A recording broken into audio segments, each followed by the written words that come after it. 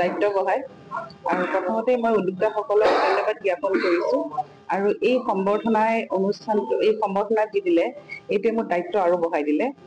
আৰু মই আজি এই পবিত্ৰ দিনটোত পৰাগ দাসৰ আত্মাৰ চিৰশান্তি কামনা কৰিছোঁ। তেওঁৰ যি আদৰ্শ আছিল আমাৰ পথাৰ আমাৰ বজাৰ, এই নীতিটোকে আগত ৰাখি মই কাম কৰি গৈ আছোঁ আৰু আশা কৰিছোঁ আগুৱাই যাব পাৰিম আৰু বিশেষকৈ মই মহিলাসকলৰ কাৰণেই কাম কৰি আছোঁ আৰু এতিয়া মোৰ এই মাৰ্চৰ ভিতৰত প্ৰায় 1000 গৰাকী মহিলাক এই যিটো মোৰ জৈৱিক ধূপ বনোৱা প্ৰশিক্ষণ এটা আছে, এই প্ৰশিক্ষণৰ জৰিয়তে 1000 মহিলাক মাৰ্চ মাহৰ ভিতৰত স্বাৱলম্বী কৰিব পাৰিম বুলি আশা ৰাখিছোঁ আৰু এই সম্বৰ্ধনাইটো এটা মোক উৎসাহ দিছে আৰু আপোনালোকৰো সহায় সহযোগ বিচাৰিছোঁ আৰু আগবাঢ়ি যাব পাৰিম, আপোনালোকৰ যদি আশীৰ্বাদ থাকে আগবাঢ়ি যাব পাৰিম বুলি আশা কৰিছোঁ। কালত পৰাগ কুমাৰ দাসে জাতীয় অৰ্থনীতিৰ ক্ষেত্ৰত প্ৰবক্তা আছিলে আৰু তেখেতৰ আদৰ্শক ৰক্ষা কৰিবলৈকে পৰাগ কুমাৰ দাস বৰনী জাতীয় শিক্ষা কেন্দ্ৰৰ জন্ম হৈছে। আমাৰ উদ্যোগী যুৱকসকল যাতে বা আমাৰ শিপিনীসকল বা আমাৰ আন নিবনুৱা যুৱকসকল যাতে এই ক্ষেত্ৰত যাতে আগ্ৰহী হয়, তেওঁলোকক যাতে আমি উদগনি আগবঢ়াব পাৰোঁ, তাৰ বাবে আজি অনুষ্ঠানটোৰ লগতেই স্থানীয় উদ্যোগী কৃষক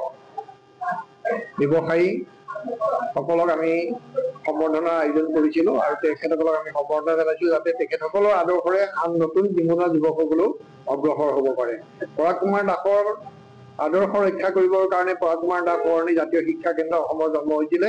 ইতিমধ্যে এই স্থানত আমি এটা লাইব্ৰেৰী গঢ়ি তুলিছোঁ আৰু অহা দিনবিলাকত বৃত্তিমূলক বিভিন্ন প্ৰশিক্ষণ কেন্দ্ৰ গঢ়াৰ আমাৰ সপোন আছে। আমি সকলোৰে সহযোগিতা সেই সপোনক আগবঢ়াই লৈ যাবৰ কাৰণে আজি পুনৰবাৰ ইয়াত সংকল্পবদ্ধ হৈছোঁ। বহুত দায়িত্ব বঢ়ায় আৰু প্ৰথমতে মই উদ্যোক্তাসকলক ধন্যবাদ জ্ঞাপন কৰিছোঁ আৰু এই সম্বৰ্ধনা দি দিলে এইটোৱে মোৰ দায়িত্ব আৰু বঢ়াই দিলে আৰু মই আজি এই পবিত্ৰ দিনটোত পৰাগ দাসৰ আত্মাৰ চিৰশান্তি কামনা কৰিছোঁ। তেওঁৰ যি আদৰ্শ আছিল আমাৰ পথাৰ আমাৰ বজাৰ, এই নীতিটোকে আগত ৰাখি মই কাম কৰি গৈ আছোঁ আৰু আশা কৰিছোঁ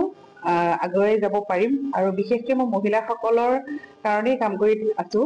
আৰু এতিয়া মোৰ এই মাৰ্চৰ ভিতৰত প্ৰায় 1000 গৰাকী মহিলাক এই যিটো মোৰ জৈৱিক ধূপ বনোৱা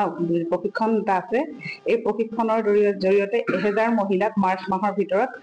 স্বাৱলম্বী কৰিব পাৰিম বুলি আশা ৰাখিছোঁ আৰু এই সম্বৰ্ধনাইটো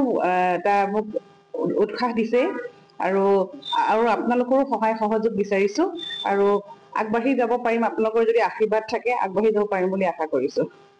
কালত পৰাগ কুমাৰ দাসে জাতীয় অৰ্থনীতিৰ ক্ষেত্ৰত প্ৰবক্তা আছিলে আৰু তেখেতৰ আদৰ্শক ৰক্ষা কৰিবলৈকে পৰাগ কুমাৰ দাস বৰনী জাতীয় শিক্ষা কেন্দ্ৰৰ জন্ম হৈছে। আমাৰ উদ্যোগী যুৱকসকল যাতে বা আমাৰ শিপিনীসকল বা আমাৰ আন নিবনুৱা যুৱকসকল যাতে এই ক্ষেত্ৰত যাতে আগ্ৰহী হয়, তেওঁলোকক যাতে আমি উদগনি আগবঢ়াব পাৰোঁ, তাৰ বাবে আজি অনুষ্ঠানটোৰ লগতেই স্থানীয় উদ্যোগী কৃষক ব্যৱসায়ী সকলক আমি সম্বৰ্ধনাৰ আয়োজন কৰিছিলোঁ আৰু তেখেতসকলক আমি সম্বৰ্ধনা জনাইছোঁ যাতে তেখেতসকলৰ আদৰ্শৰে আন নতুন নিবনুৱা যুৱকসকলেও অগ্ৰসৰ হ'ব পাৰে। পৰাগ কুমাৰ দাসৰ আদৰ্শ ৰক্ষা কৰিবৰ কাৰণে পৰাগ কুমাৰ দাস বৰনী জাতীয় শিক্ষা কেন্দ্ৰ অসমৰ জন্ম হৈছিলে। ইতিমধ্যে এই স্থানত আমি এটা লাইব্ৰেৰী গঢ়ি তুলিছোঁ আৰু অহা দিনবিলাকত বৃত্তিমূলক বিভিন্ন প্ৰশিক্ষণ কেন্দ্ৰ গঢ়াৰ আমাৰ সপোন আছে। আমি সকলোৰে সহযোগিতা সেই সপোনক আগবঢ়াই লৈ যাবৰ কাৰণে আজি পুনৰবাৰ ইয়াত সংকল্পবদ্ধ হৈছোঁ।